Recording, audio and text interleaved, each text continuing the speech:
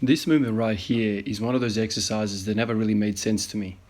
You never really see it in human movement, other than in the bedroom. So I always used to think to myself, unless you're going to the freaking sex Olympics, you've got no business doing this, because it's really unnatural. There is hip extension there without any knee extension. In everything that we do, lunge, squat, deadlift, there is hip extension, and then there's also extension of the knee joint. That's kind of how we move.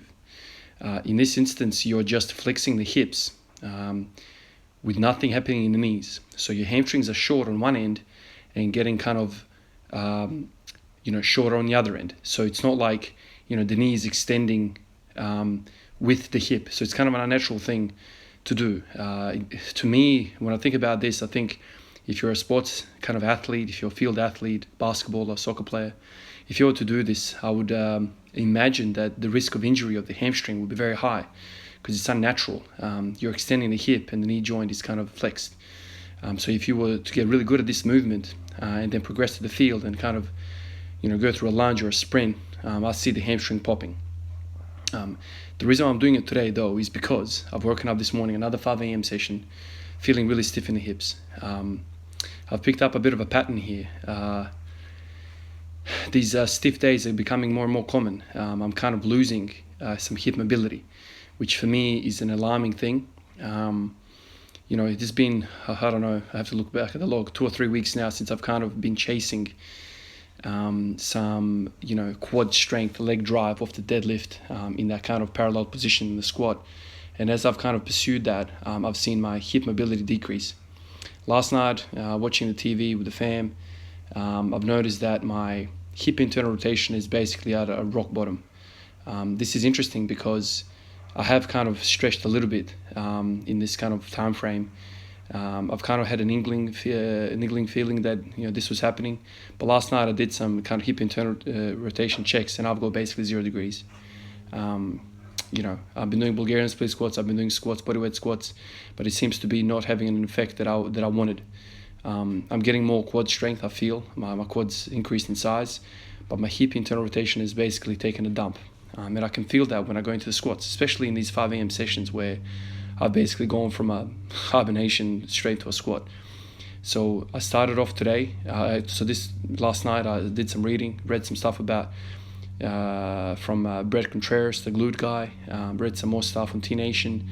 And I thought, okay, let's wake up this morning and just work on the hip. And this is where the glute bridges came into the picture. I just want the glutes to fire, get warmed up. And the effects have been quite good. Test and retest showed that my hips were much more happier. My hip flexion and hip internal rotation improved after the glute bridges. So it's a desirable effect for me right now. And so especially 5 o'clock in the morning, like I've already mentioned, your mobility insufficiencies get highlighted like crazy, man. You guys know me. I'm all about the squat. I want to squat primarily. In the last sort of week or two, I've kind of gone towards the deadlift a little bit in the pursuit of kind of ironing that floor out and then hoping that would translate to my squat. In the pursuit of that, I've kind of managed to lose some hip mobility, which is basically 1 step forward, 1 step back.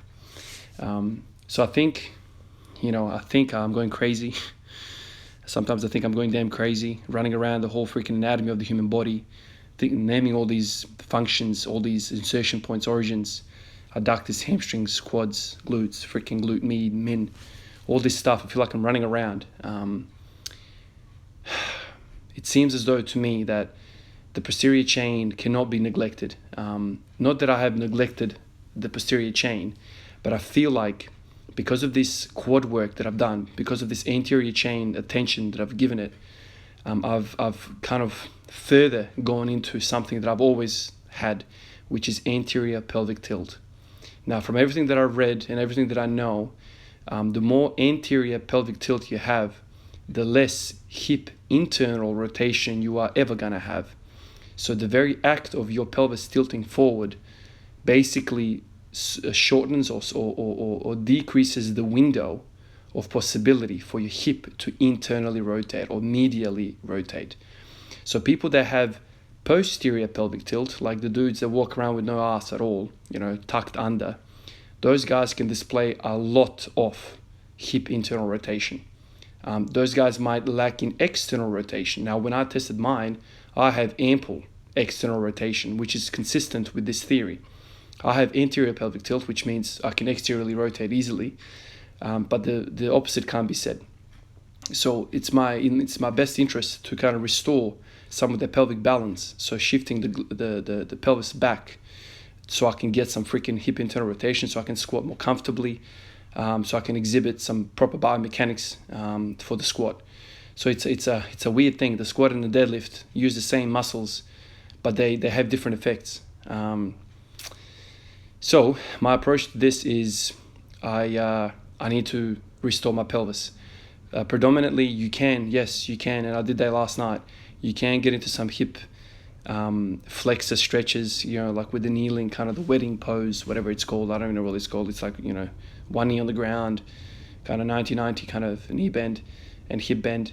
Well, kind of like a lunge, basically. You can do that. You can stretch. I did that yesterday several times throughout the day. I had a day off. And what I found was that basically I'll stretch now, I'll stretch an hour later, and I'll stretch basically from the same baseline. So there are certain things happening in my body which are basically restoring me back to baseline, which is there are some muscle weaknesses. So stretching through muscle weaknesses is a bad idea. I've always kind of felt this. Stretching something that doesn't want to be stretched, you're freaking fighting an uphill battle. So instead of that, I kind of last night and yesterday afternoon, I just started doing some bridges, and those had lasting effects. By the way, this is 170. This is the top set of today. It felt okay, I guess.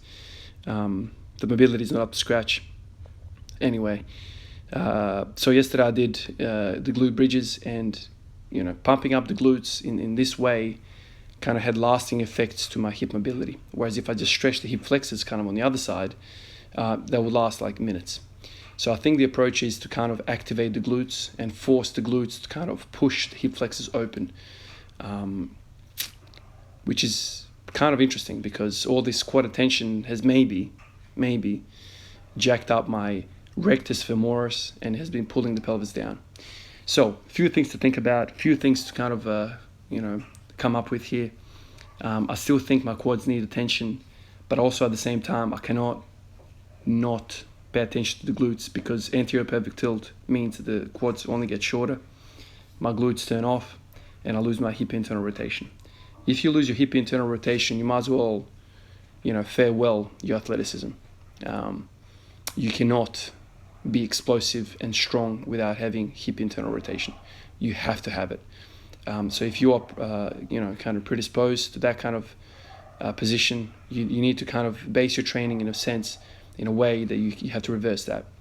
Some of you guys have kind of commented and said, oh, my back pain, my knee pain. Man, I keep saying to you guys, man, I never have back pain. I never have knee pain. And I think that's because the number one muscle that I have in my body is this big ass of mine. I've got strong glutes. And even if I look myself in the mirror, they look big. Now, when you have anterior pelvic tilt, they're going to look even bigger because you kind of got that duck kind of posture. You're even kind of exacerbating that, anterior pelvic tilt kind of makes the butt even look bigger. So you can have a situation like me where you have a big muscle, but it's kind of inactive because of recent activity. So that's where I'm at right now. I know it's crazy. I sometimes drive myself crazy, but this is how it is, man. Some of you guys have said, man, you make so many damn changes around the place. Why don't you kind of make a change and run it for like 6 to 12 weeks or something like this? See the lasting effects.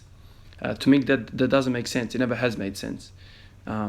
If I give you an analogy, so if I work as a nurse in an emergency department, if I was to kind of start a blood product, say I'm giving somebody red blood cells, blood transfusion, and I start the damn thing, and then within like 5 minutes I see that the patient's reacting. Patient's telling me, I'm itchy, I'm feeling hot, I feel like my lips and throat is tightening up. Do I just say to them, oh look man, we're going to give it 6 to 12 weeks, or we're going to give the whole infusion a go, see how you go, man, because I want to know what the true effect is. If I did that in my practice, the patient would probably be dead because of anaphylaxis. allergic reaction, right? Anaphylaxis. So the reason I'm telling you this is that if you see something, a trend, a pattern that is going in a direction that you don't want it to go, you have to act upon it. You need to act and kind of reverse that pattern, because if you don't, then you're just a machine and you're not really thinking critically. You need to have rationale behind everything you do. So sometimes I make a change and I'm like, okay, that's definitely not gonna be the thing.